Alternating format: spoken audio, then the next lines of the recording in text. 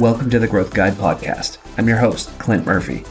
Every week, I talk to authors, subject matter experts, and millionaire mentors to share the lessons that will help you and me be better, achieve more, and become financially free.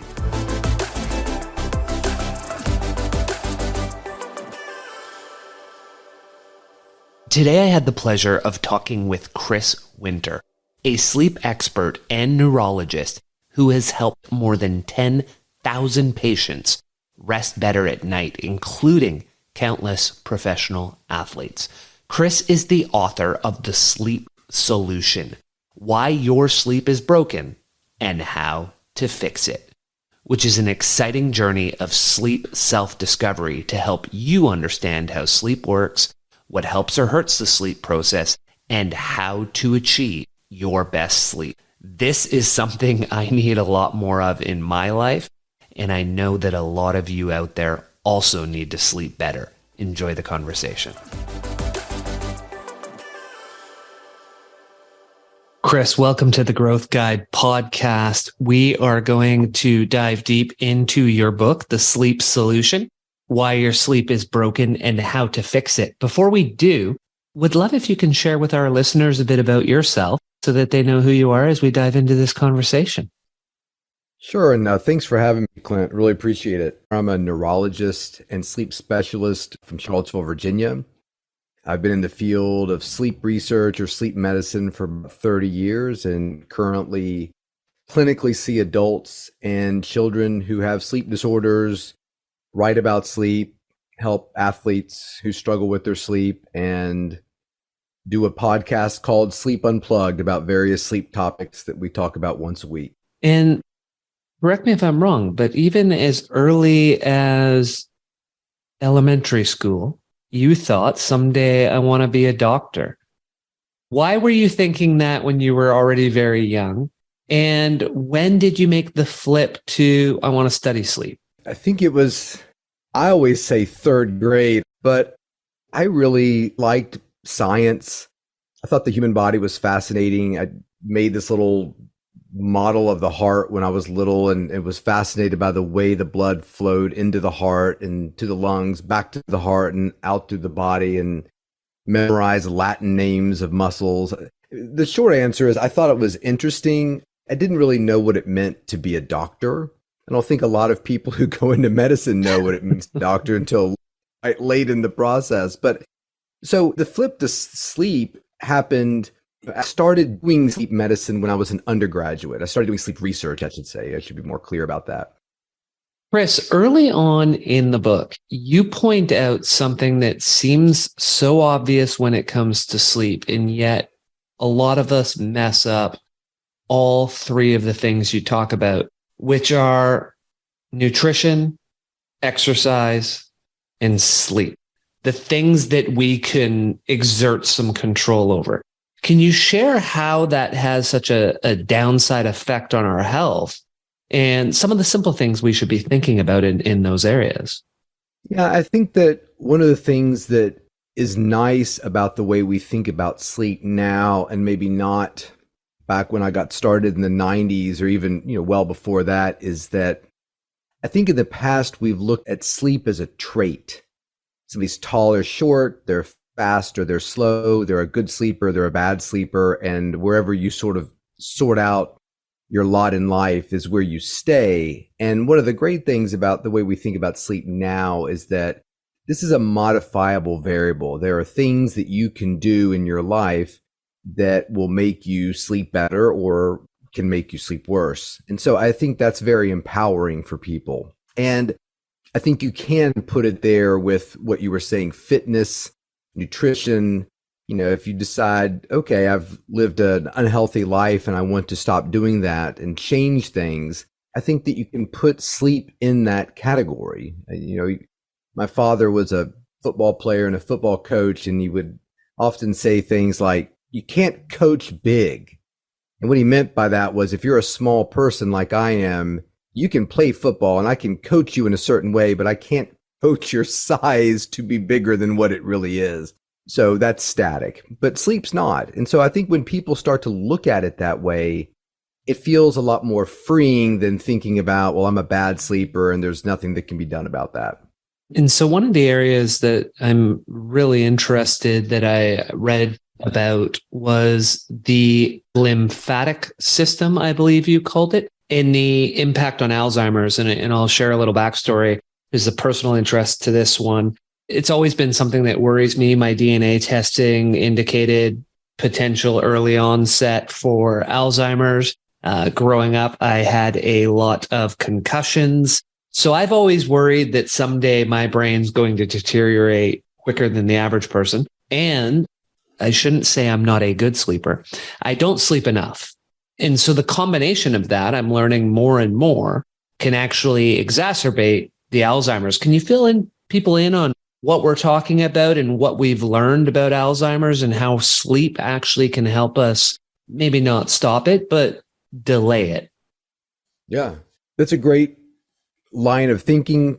The glymphatic system that you mentioned early on is a part of the human anatomy that was actually discovered relatively recently. When I was in medical school, we were taught that the lymphatic system was a sort of drainage system in our body for everything except our brain. I remember that lecture distinctly when they said that the brain doesn't have a lymphatic system. I remember thinking it's so fascinating. The most important organ in our body, the organ everything is serving within our viscera, doesn't have a way to remove waste. Well, it did. It was just very difficult to sort of dissect out and see.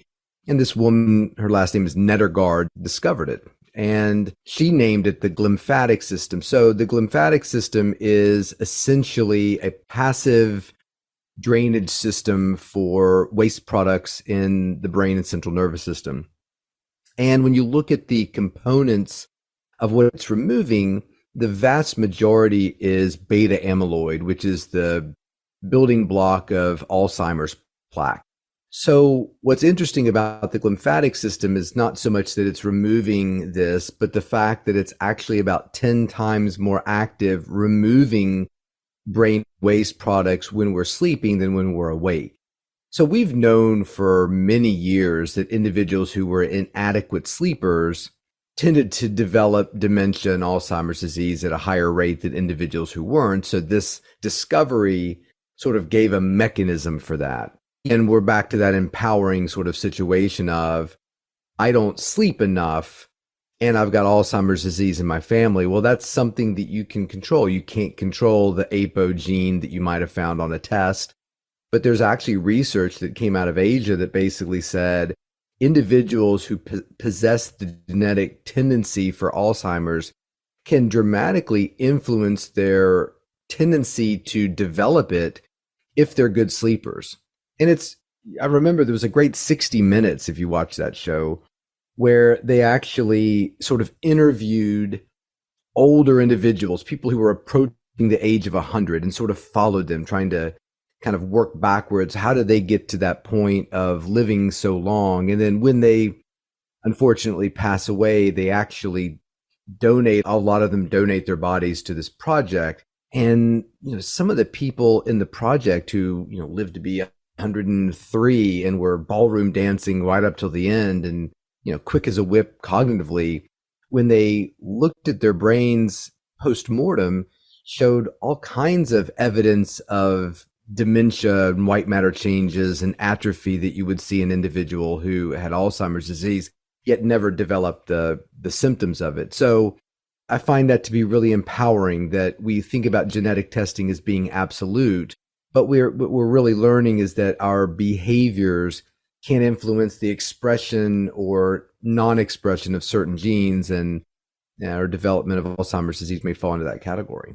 And when you think of Alzheimer's or dementia and the impact sleep has, we often talk about the fact that if we're not sleeping enough for a consistently long period of time, we get that impact. It's essentially as if we're drunk. Brain fog, fogginess. How does that tie into this?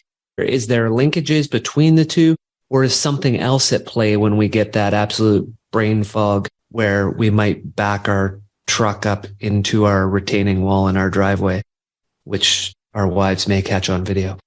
But digression. Yeah, I guess what I would say before I answer that question is, and it's really important, is to differentiate when people say they're not sleeping enough. I would define that as somebody who goes to bed at midnight and is up at 4 a.m. to go to the gym. They have the ability to sleep longer. If the alarm didn't go off at 4 a.m., if they accidentally set the alarm for 4 p.m., they would wake up at 8 and be like, oh no, I overslept, because I set the alarm wrong.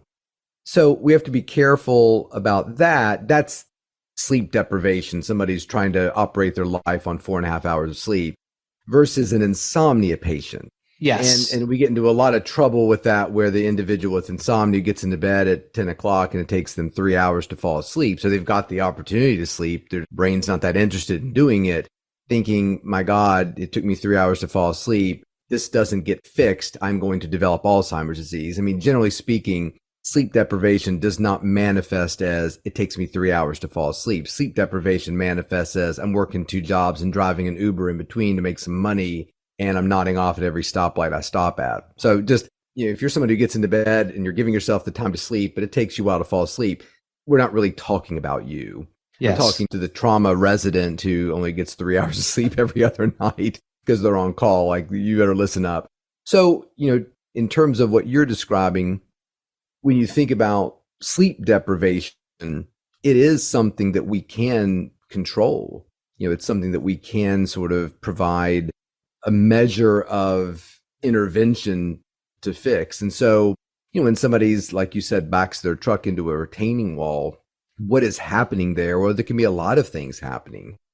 For somebody who's truly sleep deprived, you pulled an all-nighter to get some work done, or the boss has you in at the office because the big project and presentations due in 24 hours, and it's going to be a long night because we're behind trying to get this stuff done. So you just burn the candle at night and you order some pizzas and you try to put this presentation together, and you watch the sunrise from your office window. So when that individual walks out, gets in their car and backs into a retaining wall, what's happening? Well, one, they're excessively sleepy. They're nodding off. So you could easily have had a little micro sleep as you're backing up. You just kind of fell asleep very quickly, and that's the reason why you went into the wall. And most accidents, when you talk to a lot of patients who are excessively sleepy, they always happen somewhere in the neighborhood. Like, they make the 2-hour journey home from seeing their grandparents up in New Jersey, and they're so sleepy, and they're like, oh my gosh, 7 more miles. And they finally pull into the neighborhood and they fall asleep and drive their car into the ditch next to their driveway. It's amazing how many people, it's sort of like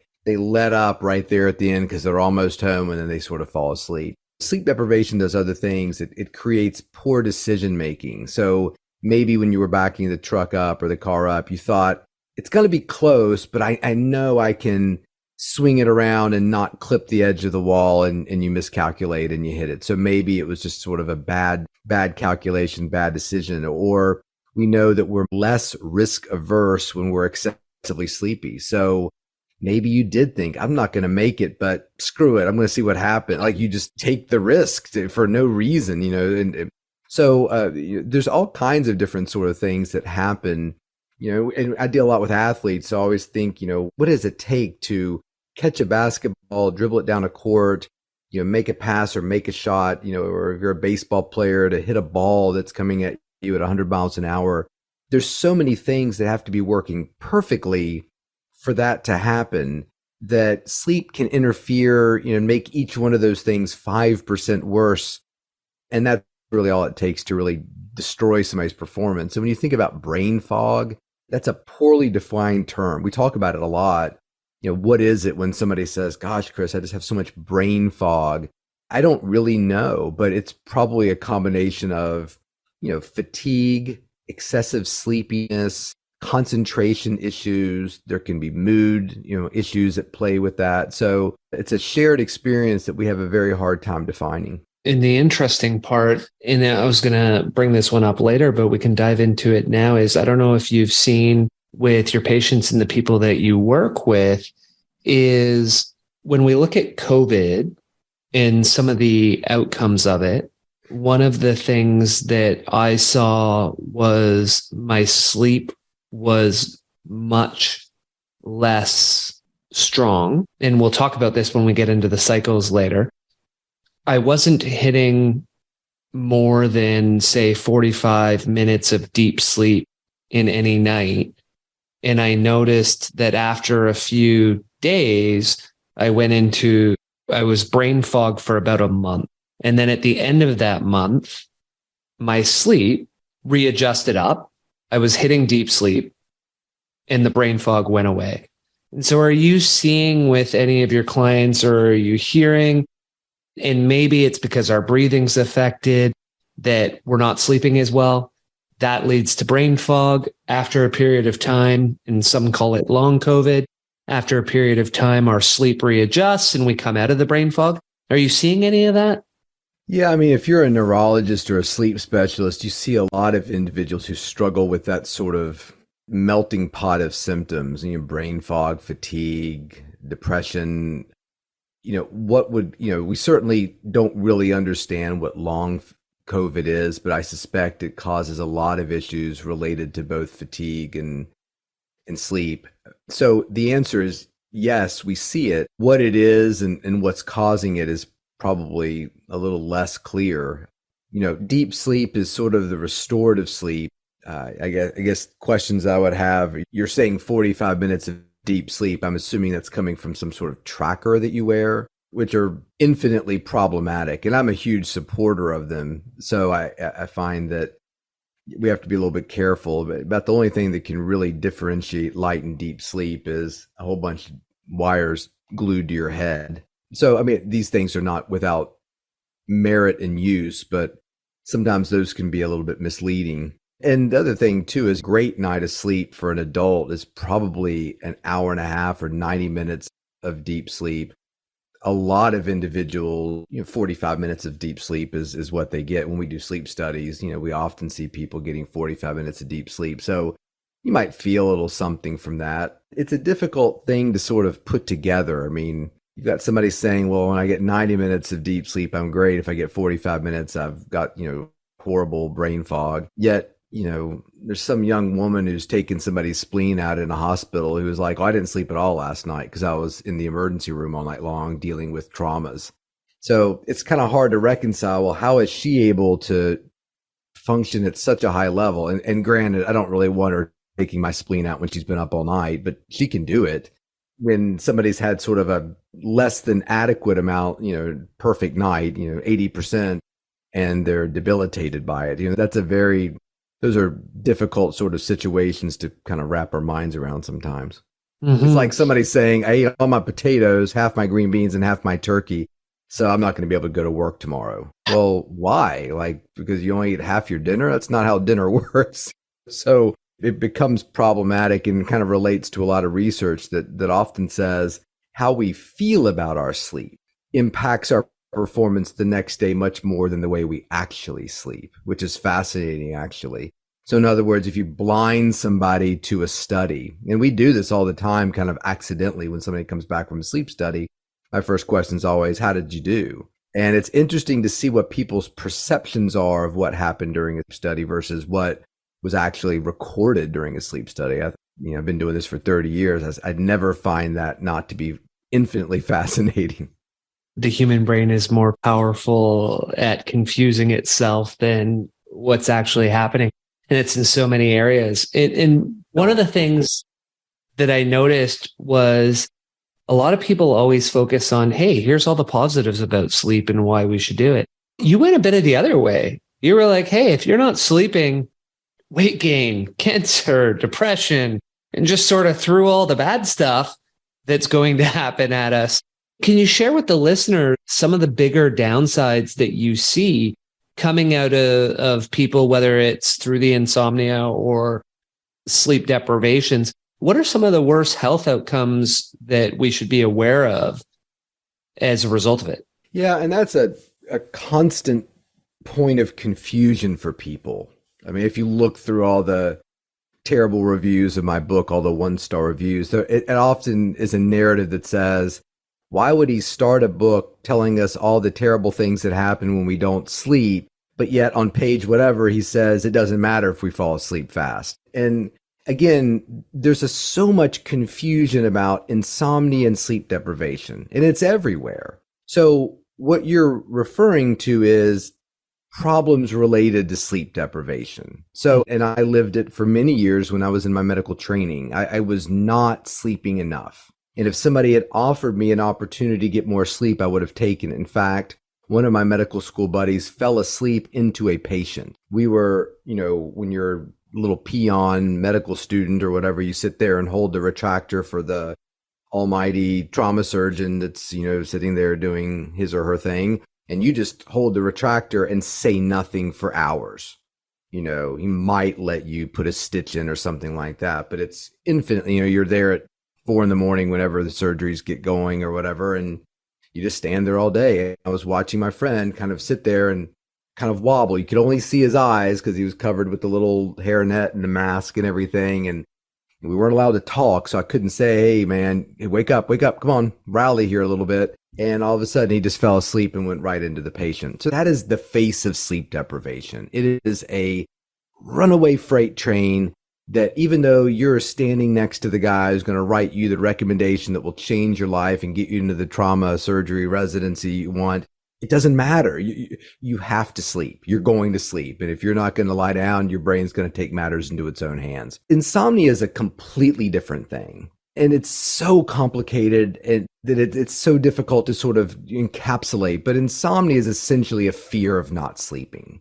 It's an individual who gets into bed and an hour later they're still awake and they're really upset by that situation. And they're often upset by the situation because they think that that is sleep deprivation and that's putting them at risk for Alzheimer's disease, heart attack, stroke, weight gain, diabetes, name it. That's their interpretation. And the media loves to talk about, these kinds of things. I mean, I looked at like 1,000 articles one time about sleep, and about 900 were tips for falling asleep fast or getting back to sleep if you wake up during the middle of the night. And so the point of my book is, who cares? It's like a tip for, I got halfway through my sandwich and I haven't finished it for lunch. Got any 10 surprising tips for ways I can finish my sandwich? I would say, do you need to? Sounds like you're full. Maybe wrap it up and eat it later. I don't know, but I don't really care. I've never experienced somebody calling their doctor, hey, you got to help me. I'm halfway through this pastrami club and I just no way I can finish it. And my God, I think I'm going to starve to death. So I need an appetite stimulant immediately. We're so poorly educated about sleep in this country. That includes doctors too that are taking care of you, that everything becomes how fast can we get people to sleep and how sedated can we keep them through the night? It's not the way sleep works. So when we're talking about all those health risks that I talk about at the beginning of the book, these are people, it's like the investment banker or somebody I call Jenny trauma surgeon. Investment banker is up until midnight and he is, goes to bed, wakes up at 4 a.m. when the stock market's open in some place in the world. He's training for a triathlon. Everybody thinks he's the greatest guy in the world, super smart, rich. He's so healthy because, gosh, he's done 20 triathlons. Yeah, but he's only getting 4 hours of sleep. And when you talk to him, he's like, yeah, as long as I get my 4 hours, I'm good. But his wife is saying, well, no, every time, honey, you sit down to do something with the kids, you fall asleep. Right. Because the brain is looking for more sleep. But he's fighting it, and he's going to die when he's 54 years old. Of a heart attack. Yeah, and everybody at the funeral is going to be like, gosh, Jason was so healthy. What in the world? Like, it's so crazy. If it can happen to him, it can happen to everybody. But people who know Jason knows he was pushing it too hard. And just because you can do it, all you medical students and residents and law clerks and military people, just because you can operate on, 3 hours of sleep does not mean you should. And there's some people who can. They're not escaping the negative health consequences of it. They just hold it together better than people who don't possess those genes. So if you're one of those people who's like, I'm good on 3, Chris, I hear what you're saying, but as long as I get my 3, I'm good. You're not good. And that's the person who needs to read the first part of my book or read Matt Walker's book. Matt Walker's book is a treatise on why sleep is important. Now, if you're somebody who's like, oh, I believe it, I'm in bed by 9 o'clock. I try to get 12 hours every night. And it takes me a while to fall asleep. Don't read Matt Walker's book because it'll scare you to death. But that really doesn't apply to the insomnia patient. But we don't do a very good job of separating it. We think of insomnia as a person who can't sleep or is not getting enough sleep. And that's really not what's going on there. And so everybody has a different number. And I appreciated that you put a range on it and didn't confine it to this whole, you have to sleep 8 hours every night, because I've never found 8 to be a good number. But what's a minimum? Like for the average person, Yeah, no, take out these outliers. Like if I do 6.5 every night, I feel fine. Maybe every month I'll have a day or two where I'm tired and I go to sleep earlier. But when I'm sub 6, sub 5.5 for an extended period of time, it really starts to lead to that fatigue and your point about, I'm sitting down and I'm falling asleep in a meeting. Yeah. What's the right number? Right. So that depends on several things, genes from your parents. So a lot of times, if I'm talking to somebody who doesn't seem, I just met a guy when I was doing some filming out in LA, and he was like a producer type. And he said, I've never slept 8 hours in my life. He said, I can't imagine that. He said, I don't think that I could. And I asked him, what do your parents do? He said, my mother is a nurse in the ER. My father's a trauma surgeon. Well, there you go. When you look at trauma surgeons, they're very smart people and they're lovely people, and thank God they exist in the world. But what I found when I was in medical school wasn't an auditorium of exceptional brilliance. What I saw was an auditorium full of people who were really good at sleep deprivation.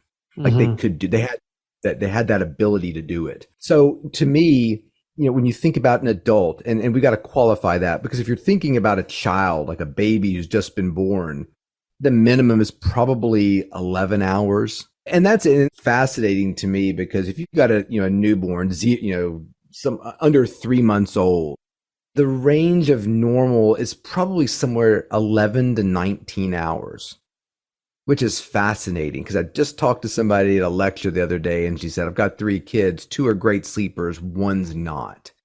And my first thought is, right, because your first 2 are 17 hours and your newest one's a 13 hour. Because if we don't adapt to the range, we're going to have significant problems, not only when we're little, because that range is massive.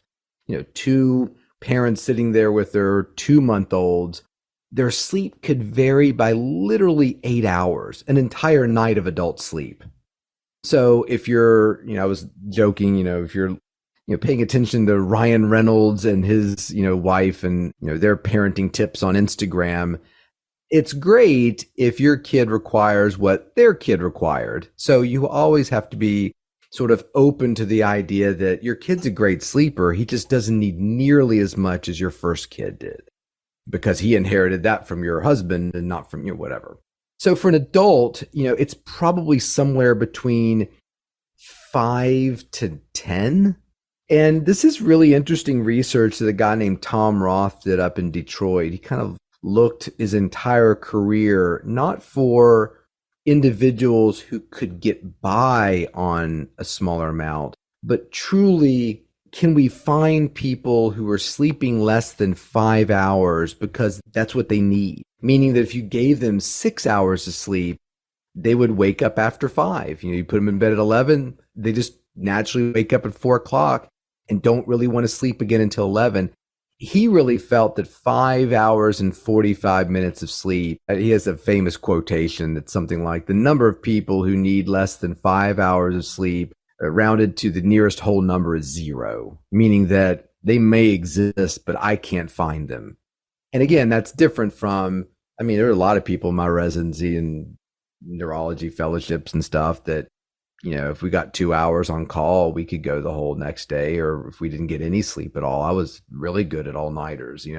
That's one. In fact, I've kept a couple of my evaluations from medical school, and one of them basically said he's not particularly good at obstetrics, but man, that guy was available at all hours of the night. Like anytime something was going on, all the other medical students were gone, and Chris was just sitting there like wide awake talking to somebody like, oh, you want to see a breech birth? Sure, let's go. I'm awake. Let's do it. So it was sort of like he's available. He was always available. So which gets you ahead. Well, and that's the danger. I call it horsepower. And I've got a daughter who has it. And I'm telling you what, it is a double-edged sword. You can crush people. You crush your competition. You rise to the ranks because you're the person who's doing all the research. You can get it all done. You can be a star at the meeting the next day. You can work all through the night. You outwork everybody else. And so, yeah, you get promoted and move up very quickly. But at some point, you've got to get to a point where you're in charge, or you're the boss, and now you've got to take your foot off that gas pedal and get the sleep you need. I had that come to Jesus moment at one point in my life. And I think it's happened soon after. I kept running out of time each weekend to paint my basement. And, I'd masked it and put all the tape up. I just never had the time to do it. And it was annoying me. It was annoying my wife because there was tape everywhere. And I was like, I'm just going to stay up all night and do it. So I just stayed up all night, painted the basement. By the time I was putting the cans away and washing the brushes, kids were getting up, woke up, had breakfast with them, took them to school and went to work. No problem. I was tired, but I don't think anybody that day would have said, oh, what's wrong with Chris? He's really a mess today. No, I cruised right through it, went to sleep the next day and was fine. But that's terrible.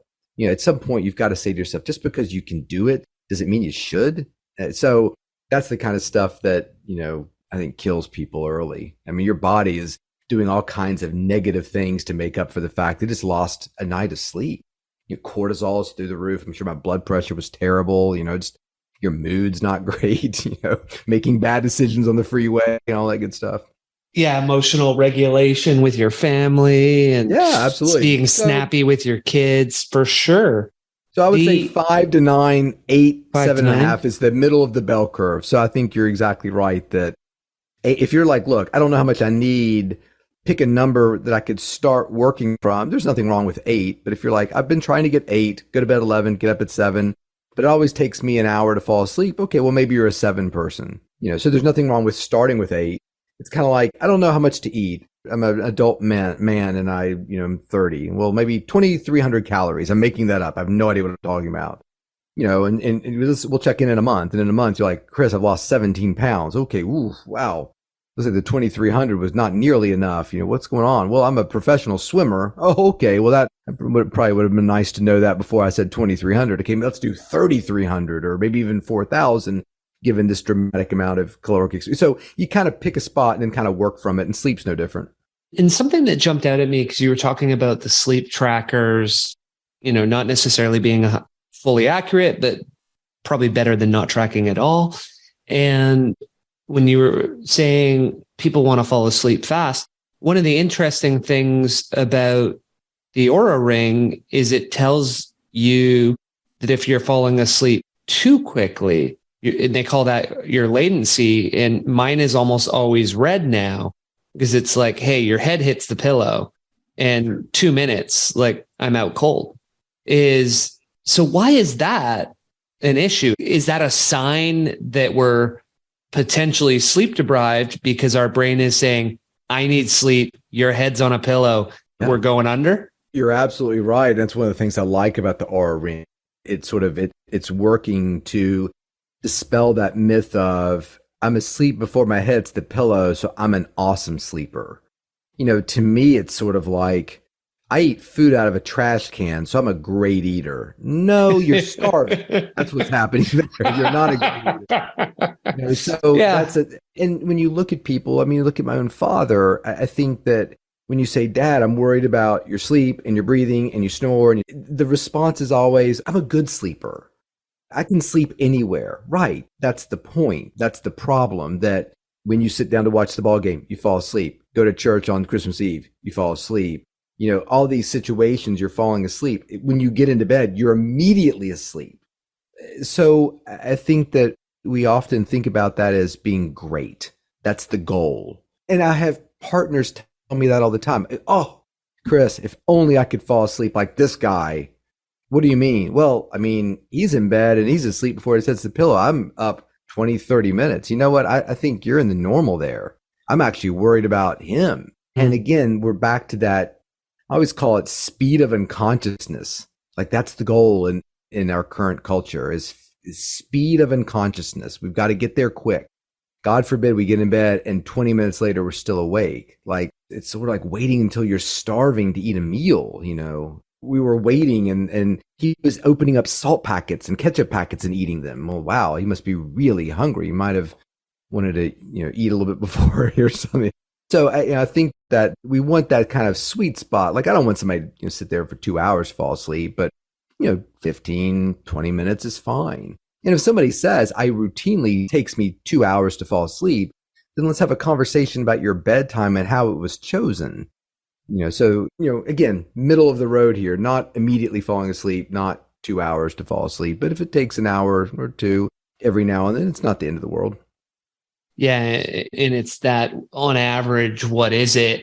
I know I need to sleep more, and more might not be the right word, but I need better sleep, and it's it can be potential sign of it. The interesting part, you talked about that when we aren't getting enough sleep, our body takes action.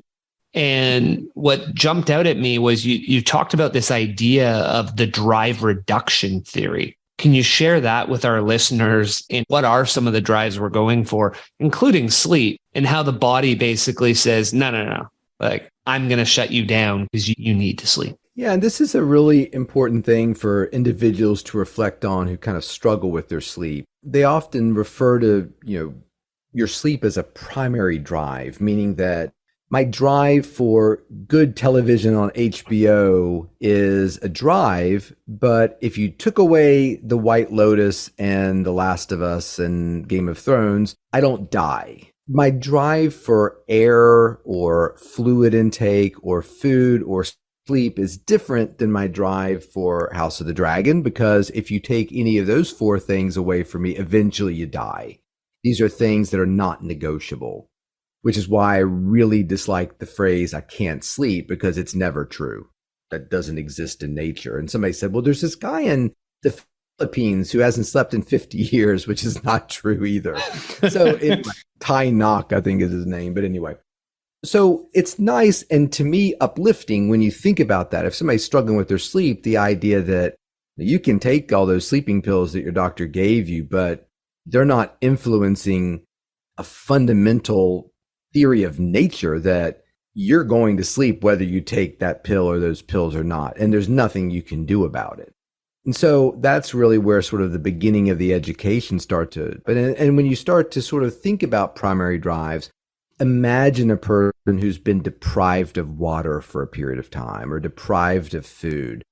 What do they look like? What are their behaviors like? I was just lecturing the other day and said, imagine walking into the woods on a little trail and you just get turned around and you get lost and you're in the woods for, somebody's out there for, 7 days or 12 days and they don't really have the skills to do it. And search and rescue comes and you finally find them. Just imagine what they would look like and how they would respond when you pull a sandwich out of your pocket and a bottle of water and hand it to them. What if they said, you know what, I'm actually good. I've gained a lot of weight out here and I'm really trying to cut back. That would make no sense. You've been out here in the woods for 7 days and you've gained weight and you're not hungry for the sandwich that I've got you. No, that's not how starvation works. So when somebody says, I can't sleep, I'm lucky if I get an hour a night, it's been that way for 20 years. And you ask them, well, do you nap? Do you ever fall asleep in church on a long car ride? Would you ever nod off? And they're saying no. Just from a completely scientific perspective, does that make sense to you that the lack of sleep would create inability to sleep? No. The lack of sleep creates falling into a open viscera during an operation like my medical school buddy. That's what it looks like. And that's what I say, your brain at some point, unlike hunger and thirst, where your brain can't technically make you eat, your brain can make you sleep. At some point, you will fall asleep. You just hope it's not when you're driving down the road. So this is not something we have that much control over. And it's funny because I was talking to somebody one time and they said, they didn't sleep. And I'm like, well, when's the last time you slept? They said it was 11 days ago. And I said, that's funny. I said, you know what the world record for sleep is? I said, it's 11 days. I said, you've broken it. And she looked fine. She looked great, actually. I said, do you think you look like somebody who hasn't slept in 11 days? And she said, I don't know what that looks like. And when you think about Randy Gardner, who's the guy who has the record for 11 days of sleep deprivation, and you talk to this fantastic sleep researcher who's passed away, and you ask him about it, I remember hearing him say, it was a sham. It's not real. I mean, he didn't go 11 days without sleeping. He may have gone 11 days without a continuous monophasic period of sleep in the bed like we think about, but this guy was falling asleep playing pinball. We could not stop him from falling asleep. These are kind of like micro sleeps that everybody's had. You're driving down the road and all of a sudden you're like, oh my gosh. Yeah. I was not there for a minute. I was somewhere else. I have no idea how much time passed. I think it was just a few seconds, but your heart's kind of racing, and that's when you pull over and get some chips and a soft drink or something, because it's terrifying. And you didn't even know it was coming, and it came and it happened. I always think that person, whoever developed this little rumble strip on the side of the road. Oh, genius. Nobel winning genius. Yeah. Saved a lot of lives. Oh, more than penicillin. I'm sure of it. Sure of it. Anyway, yeah. Fully aligned. So as we think of the how and why of sleep, this one's a little bit more sciencey for some of the listeners, but you talk about two different phenomena and then two chemicals that tie to it. So you talk about homeostasis in our circadian rhythm, and then you talk about adenosine and melatonin. Can you share how these all work together on our sleep? And the interesting one on the adenosine is how caffeine interacts with it as well. Yeah. Your listeners have this for sure. If I can understand it, anybody can understand it. So if you start with the homeostatic drive to sleep, what that's saying is the longer you go without something, the more likely you want it. The longer you go without drinking some water, the more thirsty you become. The longer you go without food, the more you want to eat food. This is sort of just fundamental to an organism, any organism. So the longer you go without sleep, the more you want it. And again, it might ebb and flow a little bit, meaning that, wow, I was so sleepy at 11 o'clock, but when noon rolled around, I kind of got a second wind. Sure. So it's not a perfectly linear relationship. It might ebb and flow a little bit, but in general, the longer you go without sleep, the more you really want to sleep.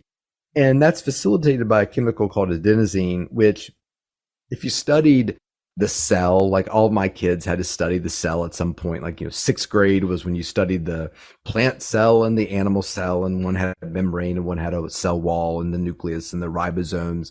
Well, if you remember the mitochondria are actually the little organelles in our body's cells that take food energy and convert it into the energy we use to run a race and lead our lives.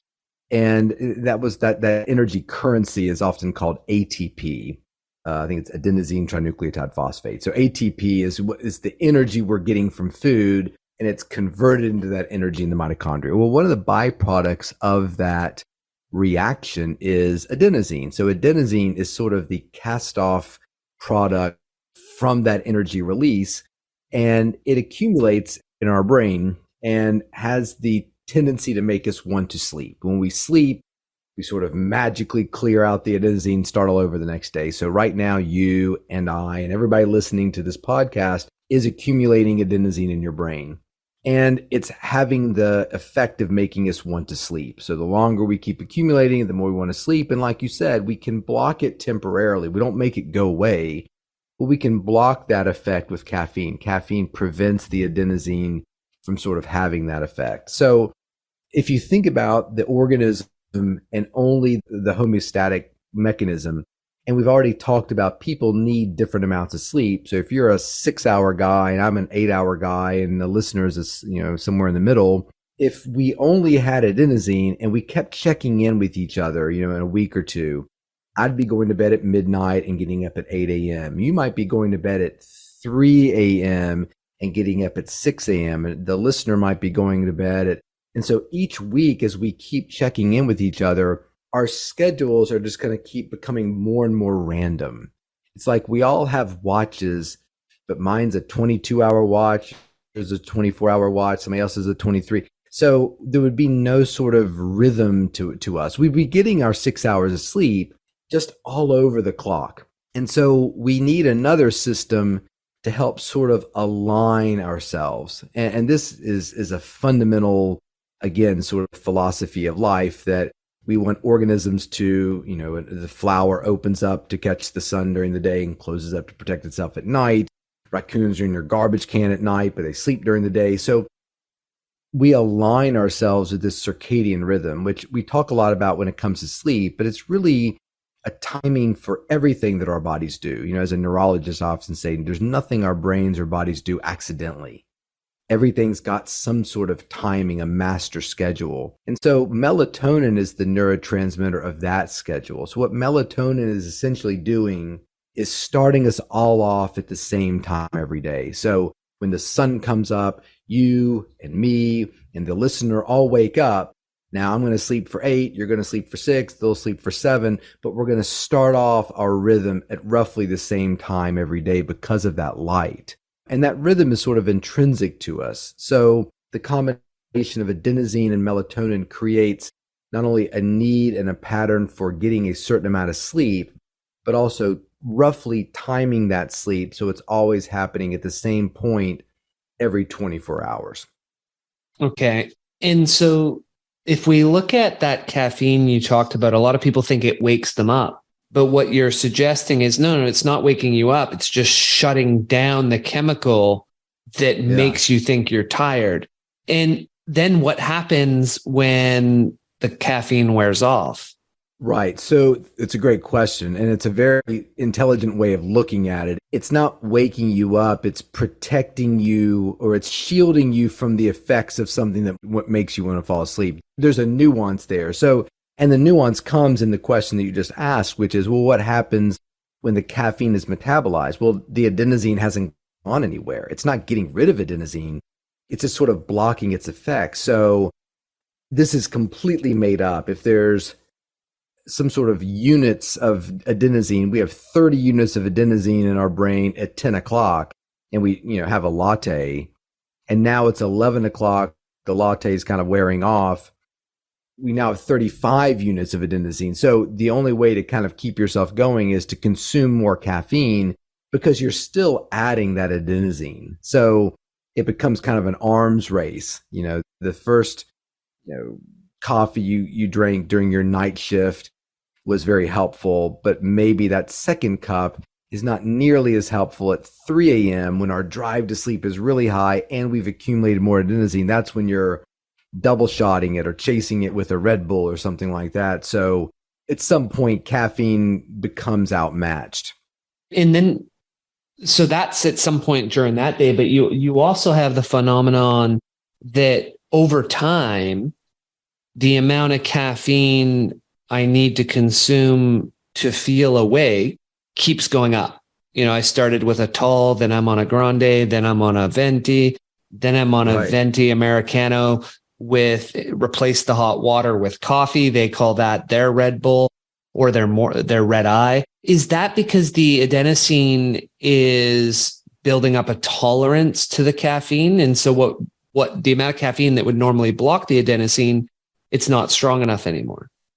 What's happening there? Yeah, my guess is, and that's an interesting question. When you look at high consumers of caffeine, I'm not sure anybody beats the military. They have just such a reputation for consuming vast quantities of it. And I've got some experience with individuals in various branches of the service, and some of their schedules are just inhuman, in terms of you're watching on a naval ship, 3-hour shifts and things like that. So to answer your question, I think what's often happening there is, imagine somebody who needs 8 hours of sleep but consistently gets 6. So they needed 8 on Monday night, they got 6. So they have a 2-hour sleep debt leading into Tuesday night.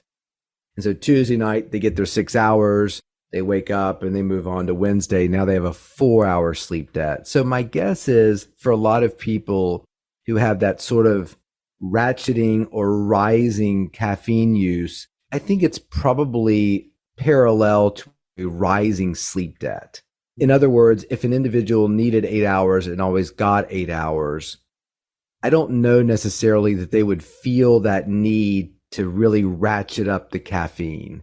But that's a really good question. I mean, there is tolerance to certain medications, but I think what would really drive that tolerance would be a debt that's not being paid. It's sort of, I'm not an economics person, but as debts continue to, deficit spending, well, we'll just print more money. Yeah, but at some point, like if the debt is rising faster, then you're gonna, you create all kinds of problems that way. So my guess is, for those individuals that you're like, wow, how many Red Bulls have you had today? This is your 5th by my count. That individual is not getting an adequate amount of sleep and is sort of compounding a debt, most likely.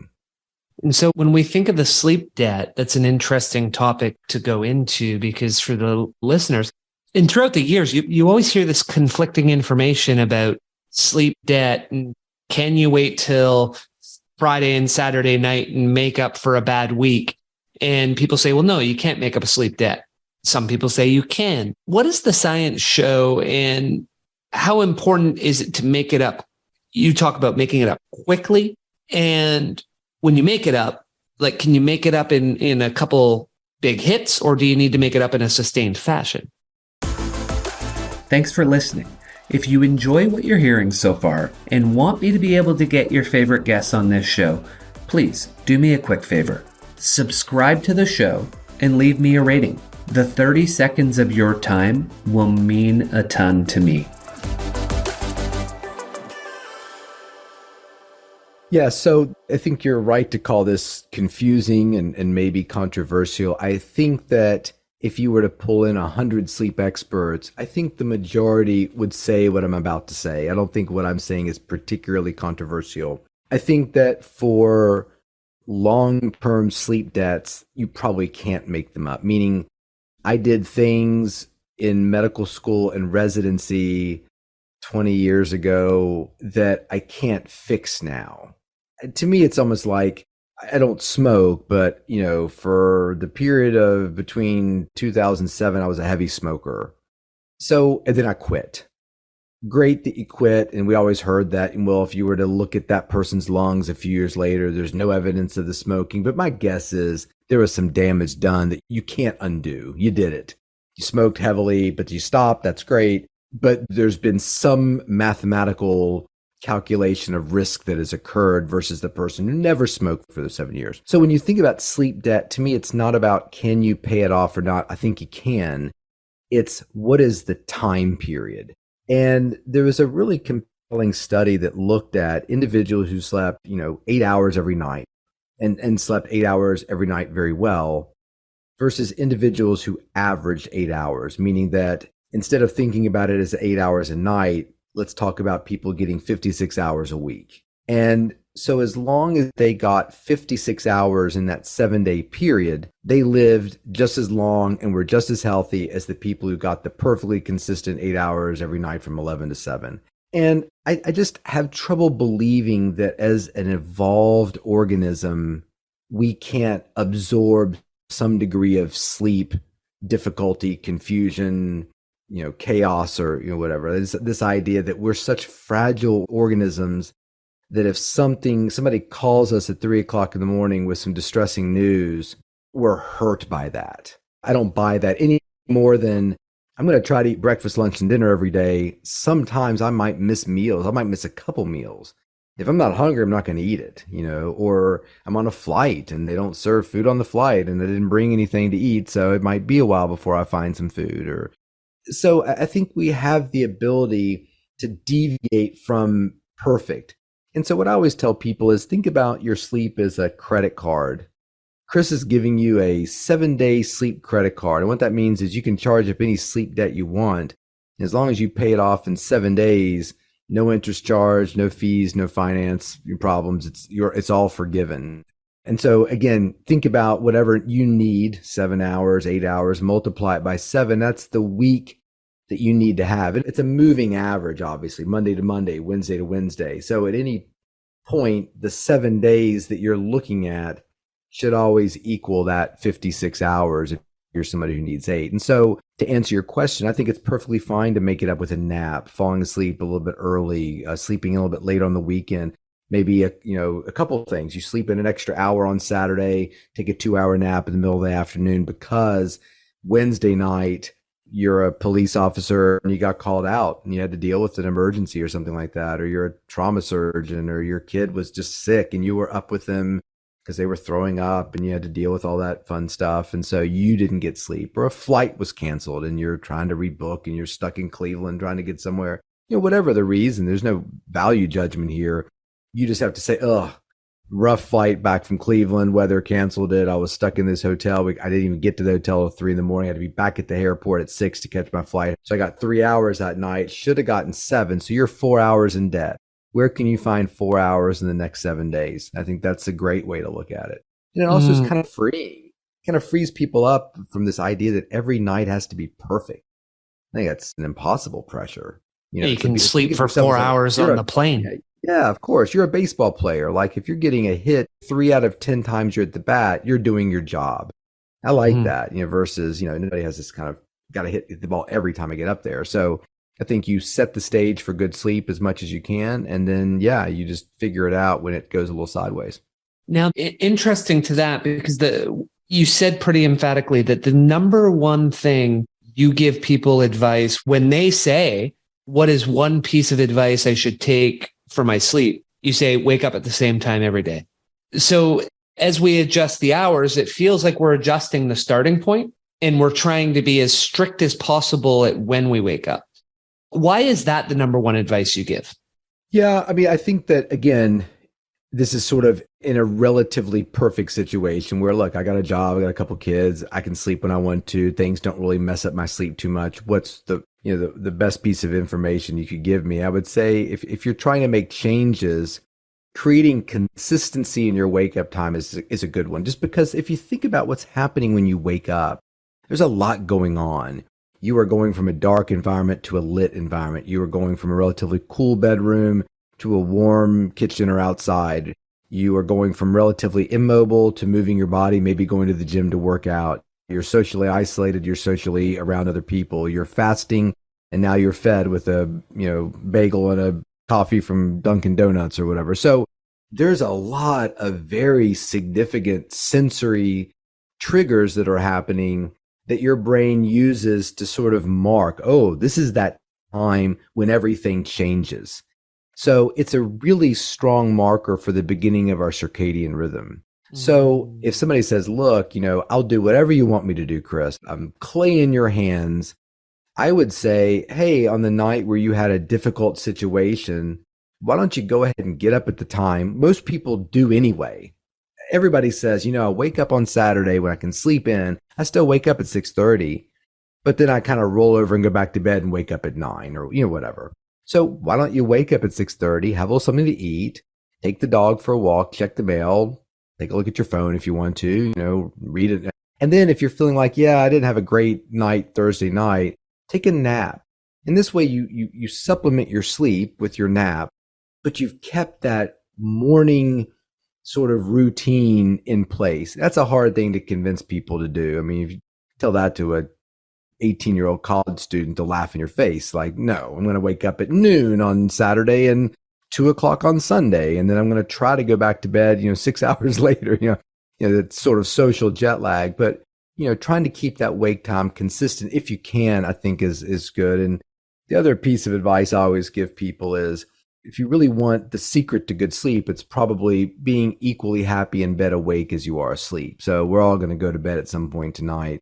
Some of us will go right to sleep. Others won't. And what's your plan if you don't? My plan is I'm just going to sit there and think about stuff. I like being in bed awake. It doesn't scare me. If you're scared of it and hate it, and it's a living nightmare, as somebody told me, I think it's a good thing to talk to yourself and ask why. I mean, I can tell you some of my living nightmares, being abducted and stuck in a hole naked in somebody's basement and nobody knows where I'm at, like that Silence of the Lambs scene. That's kind of a living nightmare. I would hate to be in that situation. But if you're trying to convince me being in my bed awake next to the person that I love with some food in the pantry at 67 degrees and my pillow is really comfortable, that's a living nightmare, no.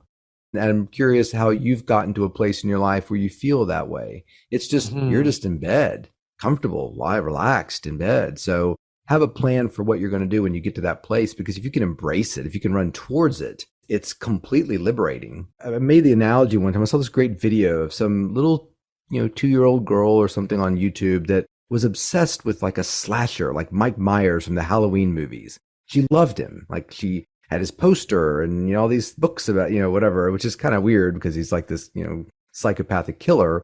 So the parents were like, I don't know what to do with this, but, whatever. She's 2 years old. She has a birthday party. Somebody dresses up like Mike Myers with the terrifying mask and, whatever, and shows up at the party. And the kids like freak out, except for her. She goes running towards him and hugs him. That is the key to insomnia right there. Like, if you're looking at the situation as being Mike Myers and you're scared of it, it's really sort of a self-fulfilling prophecy. Like, it's creating anxiety and performance problems. But if you're like, oh, what if I, get in bed tonight and I don't fall asleep right away? That'll give me a chance to plan out my vacation, read this book I'm reading, think about what to get my partner for Valentine's Day, whatever you like to think about. Like if you're running towards the situation, your body kind of loses that angst and it all just kind of disappears. And Chris, while you were sharing that, you were talking about some of the things you love about your bedroom, which brings up the idea of sleep hygiene. So you say sleep hygiene is the act of controlling your sleep behaviors and environments in an effort to optimize your sleep. Basically, it's doing what you can to set yourself up to sleep successfully, controlling what you can control. So the first couple things that really jumped out at me were this idea of creating our hibernation layer. For our listeners, what is their hibernation layer? Like you had a temperature in there, you had like black out the room. What are some of the things the listener really wants to do to optimize their hibernation layer? Yeah, I mean, I think that there should be a degree of excitement to go to your bedroom. I think it starts with making it neat. I think people should make their beds. It just feels nice to get into a bed that has been made and looks really tidy. Like when you go to a hotel, it's just all perfect and tidy. And as much as we can do that, I know we're busy. We got to get out the door and get to work, get the kids' lunches packed and stuff like that. But you take the time to make the bed, just feels so much nicer and ritualistic than sliding into the unmade bed. That just something it's like a present. You ever been given a present? Like, here's some cufflinks. I didn't wrap them, but here they are. Like they're just like in your hand. Like you're like, are they new? Are you recycling them? Or your grandfather? Like, yeah, thanks, appreciate it. Versus like the wrapping and the tissue paper. Like it's just such a nice thing. So, and for people who have, laundry that accumulates in places or your bills and weird stuff, everybody's getting their tax bills now. That's fine. It's going to accumulate somewhere, just somewhere other than your bedroom. That bedroom should be like a little sanctuary, a little Zen moment when you walk in there. And, I'm a big fan of showering before you go to bed because I don't want to get into the bed dirty. You can shower in the morning if you want to. There's lots of good things about that. But I love showering at night and being clean and getting into that bed. So, sheets that feel good to you. It's amazing how many patients I ask, what kind of pillow do you sleep on? They have no idea. Can't tell you anything about it. It's like the pillow they were using in high school and it just came with them to college. And then they met a girl and then they got moved in together. It just got dragged along and nobody knows anything about it. And God knows what's inside. Yeah, there you go. So actually putting some thought into the pillow, that it fits you, fits the position you sleep in, the weight is right, the temperature is right. So I think when you kind of put all those things together, it becomes kind of an experience that you hopefully look forward to. And I think that, there might be sort of a privilege here that if you're listening to me and like, look, I'm living in my buddy's apartment because, my house burned down or I couldn't make a mortgage payment because I lost my job. I apologize, But everybody can do the best they can to kind of create, if you're sleeping on your buddy's couch, get some, $5 pillow spray or something. And every night before you go to bed, you spray a little lavender spray on your pillow. And it just kind of elevates it a little bit, or, getting a nice blanket that really feels comfortable to you. Anything like that you can sort of create that sort of ritual and schedule with, I think really makes it a nice experience. And then creating as much darkness as you can is good. And if you can't, because you're like, look, I'm in somebody's living room and they don't have great shades, and you get a little cheap eye mask and have that be part of your ritual. So whatever situation you're in, you can sort of elevate that sleeping experience. And I think it elevates our sleep in general. And then for the room itself, any desired temperature, any ideal temperatures for sleep? Yeah, most people say 65, 67 degrees. I get kind of mean emails from people in Florida and Arizona are like, sure, I'll do that if you want to pay for my electrical bill, kind of thing. So there are some cheap ways you can create a lot of, a lower temperature in your bed. There's some products. One's called Chili Pad, or it's a company called Chili or Sleep Me. I can't remember the company's name has changed, but they make something called Chili Pad and Uller and Doc Pro, where you can put it on whatever bed you've got and it circulates water through little coils. So even if your room's kind of hot and humid, the bed can be super cool, and it's dual zone. So one of the things that upsets a lot of people is that, I like a very, very cold bedroom, but my wife, not so much, not quite as cold as I would like it. So if you're somebody who likes it kind of warm and toasty and your partner likes it frigid and they want the window open in the wintertime, you can create that situation with that device. And they're kind of pricey, but I think they've got a pretty liberal return policy. And I've met people who said, my God, it's worth every penny because I've got hot flashes or I sleep really hot and I sweat a lot at night. And if I get it cool enough that it bothers my partner, and then I have to sleep without covers on, which makes me feel bad. So you can sleep with the covers on all you want because the bed is frigid if you want it to be. Yeah, I like that idea. Different points as I've gotten older, I'll just wake up drenched in sweat. So the idea of that would be powerful. Now, what about these weighted blankets that we're seeing now? Pros, cons? What are your thoughts on them? I would say there's the pros probably outweigh the cons. I mean, the cons are probably, for a very small child or an adult with mobility issues, Parkinson's patients sometimes kind of get stiff at night and have trouble moving. It might be kind of suffocating. Another con is probably not a lot of great research behind it. So I'm not going to sell you on a weighted blanket based upon the placebo-blinded controlled studies that show they do things. But, what I always tell patients is when you go to the dentist, they put the lead apron on your body and do the dental x-rays. What is your immediate response when they put that heavy, apron on? If it's, I kind of like that feel, it's like this generalized pressure on my body, then you might like it. To me, it doesn't have to be scientifically rigorously proven for somebody to say, I like it. It makes me sleep better. I've got a few because every now and then I have restless leg syndrome. It's pretty uncommon, but when it happens, it's this incredibly uneasy feeling in my legs. It's hard to explain. You just want to get up and walk around. You don't want to be still. So when I feel it, I just leave the bedroom, go to the guest bedroom. I've got a weighted blanket in there and I get underneath it, and it's heavy, like heavy to the point where it's kind of hard to flip from your back to your front or your front to your back when it's on you. But I really like that weight on me. It kind of quells that feeling. So it's one of those things where outside of losing the money for the weighted blanket that you might spend, and maybe you could send it back or re-gift it to your friend, wrap it up really nicely and give it. I don't think there's a lot of risk involved with it. And for some people, they really resonate. For other people, like my wife hates them. She doesn't feel anything positive with that. It's like cleaning your ears. Like there's something about when I clean my ears with a Q-tip, like that feels really, really good to me. And my wife's like, I don't feel what you're feeling. Like it just feels like, you're just rubbing a Q-tip on my forehead. Whereas, I can't even describe the feeling that I feel. It's pure bliss. You and I are wired alike because I actually do sleep with a heavy blanket as well. And I love when I use my Q-tips. My wife says I have a specific Q-tip face that I make that doesn't look very flat. I do. Because you got it right in there and you're kind of, and she says your Q-tip face, I got to film it. But I probably have the weighted blanket. Gosh, it must, I'll put it on and I'll sleep with it every night. And then every once in a while it'll fall off. I might not put it back on for a night or two. It's to your point. It's like the dentist, that lead blanket. It's just grounding and relaxing. Yes. And it just feels like whether it's the anxiety or the ADHD, it just melts away.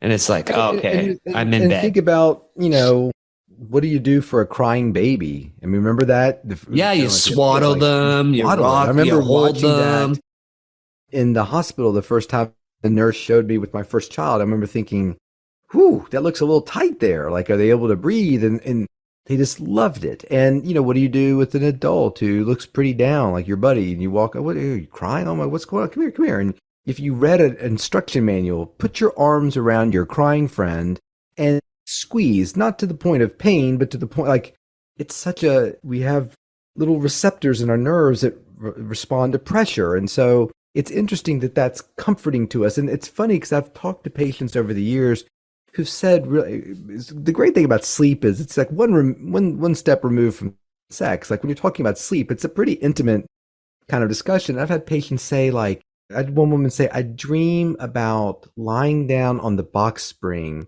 and then my husband putting the mattress on top of me and I'm sleeping kind of Oreoed between those two things. Like that just really feels good to me. Or, people want their legs wedged underneath their partner when they sleep. And they like that feeling of, like you said, grounding. It's a great word, or anchoring. It's like kind of wedged in there. You know, you're sitting in those really nice massage chairs, and your Oh my arms and legs gosh. kind of fit into little grooves. Yeah. Arm and the leg is the best part of it. It just kind of seals up your arm and, you know, kneads it and does all that stuff. But that pressure, you know, for some people, it's just the best thing in the world. Yeah, I'm with you on that. In the book, you referenced the one company, and I tried to find it was almost like an adult sleep sack, like online, but I couldn't find it. I don't know if they went out of business or they did. They did. Okay. There is a new one. I think it's called Sleep Sack. Sleep Now, sack? Okay. It's a pretty lightweight fabric. So I don't know how much it's pushing on you. So, I mean, the weighted blanket, you know, is very heavy. I don't think it's like to the degree of like a compression sock or like women who wear like tights or leggings. You know, it looks a little lighter than that, but it's like you're sleeping in this sack that really does it looks like really stretchy material. So I've never tried one, but you know, it might be kind of a nice thing as well too, to kind of feel just a little bit of pressure. My wife said something funny the other day. She's like, leggings feel great until they don't. I thought, you just want them off, you know, and it's funny what you mentioned about the weighted blanket. Sometimes it does fall on the ground, and like, I'm like, if it's on the ground, I'm not picking that thing up tonight. Like, it's like pulling a body. Yeah. Like, exactly right. It's on the ground, it's lost until the morning, but it does sometimes feel good when you get out from under it, even though you can like it both ways, like the pressure. And then when the pressure's gone, it does feel kind of, it's almost light for a night or two. Yeah. And so one more question on the book before I throw a final 4 fun ones at you is it's around routines. Cause like we've mentioned babies throughout here and kids, and like a lot of parents don't do this. And then they tell you their kids aren't good sleepers. But the whole idea of like, hey, the first thing my sister taught me when I had my kids, she's like, hey, look, like do the bath at this time, then do this, then read a book, then do this. And then they're in bed. And she's like, do that every night forever. And as soon as you go to the bath, they're like, it's bedtime. Let's start getting ready. A, why don't adults do that? And B, what would a healthy daily routine from the time we wake up till we go to bed? What are some of the things we should be thinking about on that journey to have a good routine?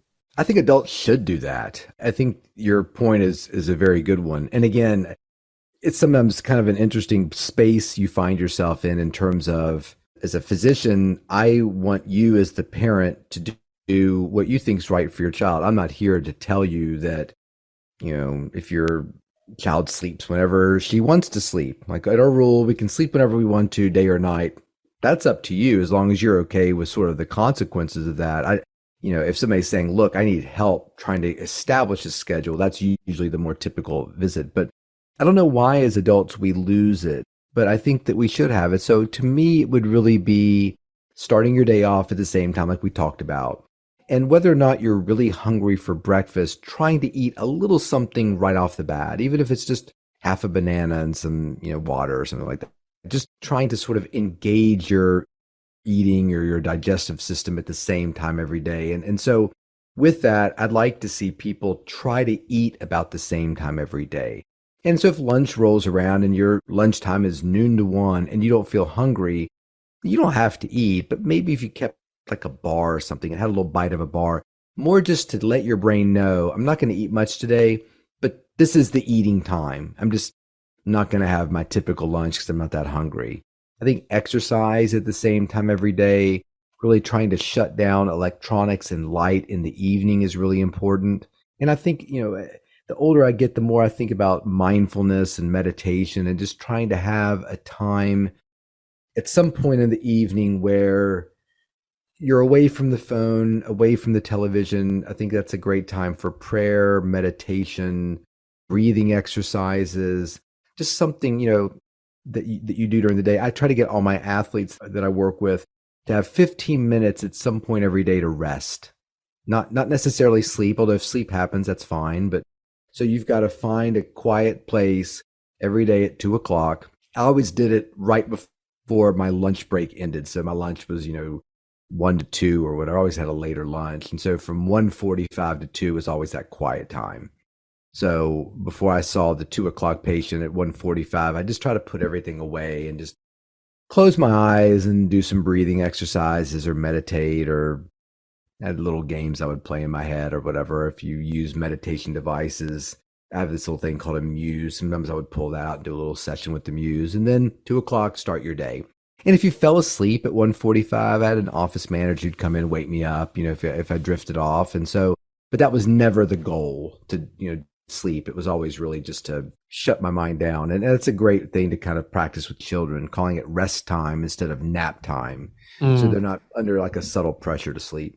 And then one thing I thought interesting was this idea of our temperature regulation. So whether it's a hot bath, you do a hot shower. Sometimes I find if I do a steam shower, then when I go to bed, it's like, yeah, I'm a little bit sweaty, but I'm just like, melt into the bed. What is it about raising our temperature that makes the sleep easier? So when you look at, I did a podcast episode on that. So when you look at temperature sort of peaks around 4 p.m. and starts to slowly start to drop after that. And about the time we're going to bed is sort of the steepest drop of our temperature. So preparing for bed, it's usually a time where people want to be warm. A blanket when you watch TV, warm socks. If you look at dogs, they kind of cuddle up with each other in the evening. And they usually don't do that during the day. So that's sort of a nesting behavior they do before they get ready to sleep. And then, as we sleep, we're trying to kind of create a place where we can be more cool. So I think that, sleeping in lighter clothing and things of that nature in a cooler environment, it can really help to facilitate sleep. But a lot of people I like a really hot bath or a hot shower about 30 minutes to an hour before I go to bed. So I heat up, but when I hop out of the shower, put my shorts and a t-shirt on, it sort of encourages that cooling phenomenon that really kind of leads for us to help us sleep. So we heat ourselves up, which causes the body to say, I've got to cool you down. Then we go into a cool room, and just the combo of all of that is a little cocktail to go to sleep. Because the last thing, you talk about, you're not a fan of, and most sleep experts I see say the same thing. Alcohol and sleeping pills are not a sleep aid. They're a sedative that basically just knocks you out, which isn't sleep. So we want to avoid those? 100%. Yeah. I mean, you don't have to avoid alcohol. If you can't imagine eating a hamburger without a beer, then choose the beer. But you're choosing the beer because you like the taste. You really like the way it pairs with the hamburger.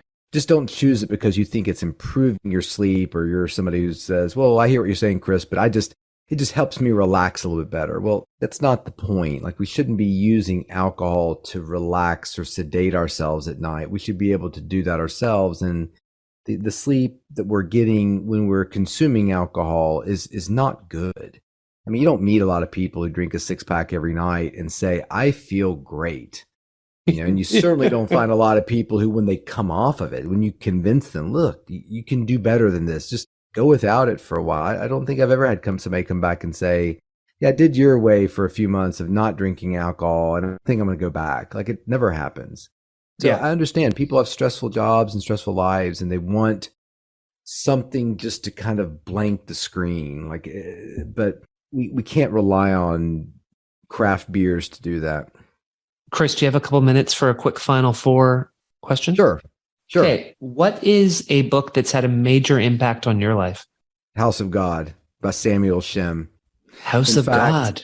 Okay. Yeah, it's the book that St. Elsewhere, an old TV show, is loosely based on. It's sort of the lives of medical residents, and it's pretty close to the way it really happens. Grey's Anatomy is total fiction. I don't know what world they're living in, but this is a great, and I read it when I was young, like when I was in high school, and I read it while I was in the thick of residency, and I read it many years later, and it's written by a guy named Samuel Shem, and it's pretty honest and could maybe off-putting to some people, but he had these rules of the House of God, and they talk about them at the end of the book. There's a little appendices, and they have these 12 rules of the House of God, and one of my favorites was, you can't find a fever if you don't take a temperature, which I've always thought was hilarious. And so in my new book, The Rested Child, I had at the end of the book Rules of the House of Sleep, which was a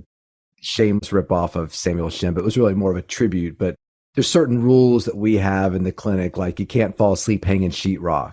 What I mean by that is a lot of people who have very active, busy lives, they don't nod off like they would if they had a job where you sat at a computer all day. And so these people often hurt themselves driving home because first time they sat down all day. So we have these little sayings that we say in the clinic. And so I put them all together and made the Rules of the House of Sleep at the end of that. So that would be the book. Oh, it's beautiful. What's on the bookshelf right now? What are you reading today? Right now, I'm reading a David Bowie biography, and I am trying to finish up the book Catch-22. And then I've got another book that I'm just getting started, but I'm blanking on the title right now. I love it. Yeah. Multi-books on the go. I tried that for a couple of years. It was beautiful. I don't mean to do that, but I am doing that. What is something under $1,000 in the last year or 18 months that Chris has bought that you've said, wow, I wish I'd got this earlier? Barista mini espresso coffee maker. It's probably like $700. I love to start my day off with a latte. I love coffee. I like the ritual of it. If you said, look, Chris, you can never have coffee again, I don't lean on it to get through my day. I just love making it and the science behind it and the taste. And so I sip on this one latte all day long. But I did some calculations, I think, for Men's Health magazine, and figured out that if you bought one, if you're somebody who gets a Starbucks latte every day, just a plain latte, that I think you'll make this money that you spend back within, 9 months or something like that. Then after that, every latte you drink, you're making money. So it's fun. It allows you to experiment with coffee making and different kinds of coffee beans. And it will, in this time of trying to save money, it'll definitely make you save money. And what was the brand of it? It's Breville. Mini, okay. It's like the Barista Mini Express or the Mini Barista Express or something like that. But it's like the main one that they sell. And it was on sale there for a little while, like at, Williams Sonoma and on Amazon. So yeah, give it a shot. It's fun. I really enjoyed that. Yeah, I've only got one of the Keurig ones at home, and that's just not. And then my wife buys the cheap K-cups. And this allows you to get rid of that K-cup waste. Yes. I'm going to convince her it's a good idea. Yeah, going to work on that. So the last one, what is one mindset shift, habit change, or behavior change that you made in your life at some point that had an oversized impact on your life? I stopped viewing exercise as optional and viewed it exactly the way I view brushing my teeth. I don't, it's tough. As a doctor, you're working towards helping people move in a certain direction with their health. And I get it. People are busy. I had 3 kids. There were times in my life where exercise was just not happening. But I think if you can boil it down to 15 minutes a day, you've got a treadmill or you bought a Peloton and you're not using it. Can I convince you that when you're watching the news, when the first break for commercials comes on and the psoriasis commercial is happening, can you get up, go sit on the Peloton? You only have to don't even start a class and just pedal until David Muir comes back on and starts talking about Chinese balloon floating over Montana or whatever. So to me, exercise, there's a lot of components. One is just establishing the rhythm. So what I would say to somebody who's not exercising right now is you devote 2 minutes every day to brushing your teeth, minimum, I'm guessing. Can you give me 13 minutes of your day to exercise? And what I often tell patients is you're not allowed to do more. Like you're not allowed to exercise longer than the commercials of the ABC nightly news. So every time the commercial comes on, you go over there and pedal on the bike. The commercial ends, you get back on. And that's all even if you want to exercise more, you're not allowed to. At the end of 2 weeks, you can extend that if you want to. And if you want to keep doing it just during the commercials, that's fine with me too. I think the hardest part of exercise or anything like that is the establishment of the habit. And I think people jump into it too hard. I think people look at it like, oh, I only have 13 minutes to exercise because my kid's going to need to be picked up in a few minutes. So I'm not going to do it because I only have 10 minutes. Then exercise for 10 minutes.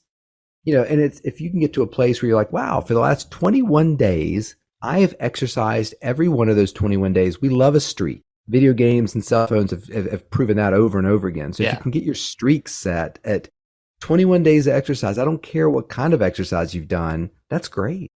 You can kind of build from there if you want to. And never get to the place, which I think a lot of us do, where you feel like, well, I've only got X amount of time to exercise. That's not enough. For the more seasoned exerciser, runner, weightlifter, I run every day after my clinic with my 2 dogs. No amount of time is too little. And that we have this sort of escalation. I did a mini triathlon. Now I'm doing an Olympic triathlon. And I remember when I was training for triathlons, I got into a phase doing them where if I didn't have 3 hours to bike, I just didn't do it. So that was kind of crazy. Like that's just, Yes. I felt like that was really getting unhealthy. Like I'm not going to win any awards. What am I doing here? I'm missing Sunday breakfast, pancakes with my kids because I have to do a 3-hour bike ride? No, I don't. A 20-minute bike ride is fine and have the pancakes. So I would say just start with establishing a rhythm or a habit, even if it's just 5 or 10 minutes. And you can't say no because you had the 2 minutes to brush your teeth. So everybody's got that time. And if you don't believe me, look at your phone and go to the little place where it shows your cell phone usage over the last week. You had time to look at the YouTube videos and the TikTok videos and social media and compare yourself to your friends. You've got time to walk or do some leg lifts or some stomach crunches. And so we went pretty far and wide on the book. Is there anything we missed that you want to leave the listeners with? I don't think so.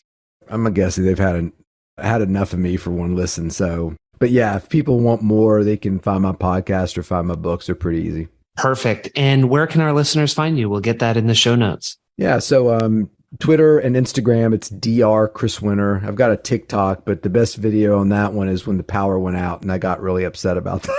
So I happened to be filming myself doing something, the power went out, which it always goes out at my house. And so that my best TikTok is nothing to do with sleep, just an angry tirade about why the power always goes out in our neighborhood, but nowhere else in the city of Charlottesville. So those 2 places are good. I've got a YouTube channel. It's called Sleep Unplugged, and my podcast is called Sleep Unplugged. You can find that anywhere. And then Sleep Solution and The Rested Child.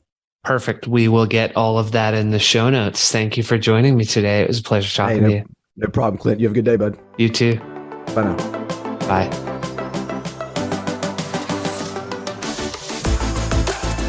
If you like the podcast, you'll love our new newsletter, The Growth Guide. Every Thursday, straight to your inbox, with the goal to help you be better, achieve more, and become financially free. Check it out at our website, thegrowth.guide. Subscribe and learn more.